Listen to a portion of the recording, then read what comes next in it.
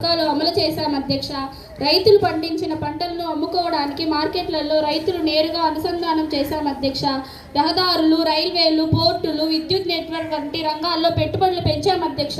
దీని ద్వారా పరిశ్రమలు, ఉద్యోగులు పెరుగుతాయని తెలుగుచేసుకుంటున్నాం. ధన్యవాదాలు.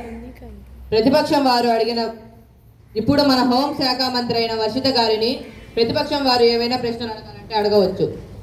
అధ్యక్ష, దేశంలో జనాభా పెరుగుతున్నారు, వారికి సరిపడా పోలీస్ సిబ్బంది లేరు అధ్యక్ష.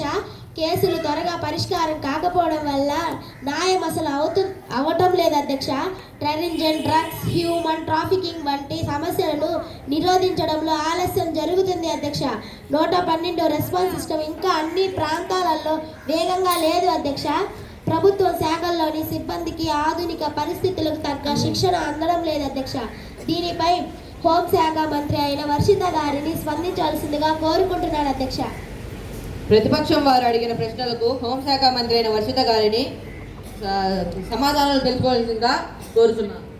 అధ్యక్ష, మేము అధికారంలోకి వచ్చాక ఖాళీగా ఉన్న పోలీస్ పదవులను వివిధ రాష్ట్రంలో భర్తీ చేయవలసిందిగా ఆదేశాలు జారీ చేశాం అధ్యక్ష. పోలీసులకు డ్రోన్, సీసీటీవీలు, ఆధునిక వాహనాలు, కమ్యూనికేషన్ పరికరాలు అందించాం అధ్యక్ష. కేసులను డిజిటల్గా నిర్వహించడానికి ఈ కవర్స్ వ్యవస్థను బలిపరిచాం అధ్యక్ష.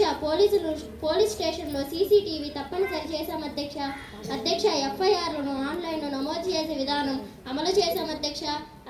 112 సేవలను అన్ని గ్రామాలకు విస్తరించాం అధ్యక్ష. అవినీతి వ్యతిరేక ప్రత్యేక దళాలు ఏర్పాటు చేశాం అధ్యక్ష. లంచాలు, అక్రమ కార్యక్రమాలపై కఠిన చర్యలు తీసుకున్నాం అధ్యక్ష. అవినీతి నివారణ కఠిన చర్యలు తీసుకుని పోలీసులకు ఆధునిక శిక్ష కార్యక్రమాలు అందించడం ద్వారా హోంశాఖ పనితీరును మరింత సమర్థవంతంగా మార్చాం అధ్యక్ష. ధన్యవాదాలు అధ్యక్ష. అధికార పక్షం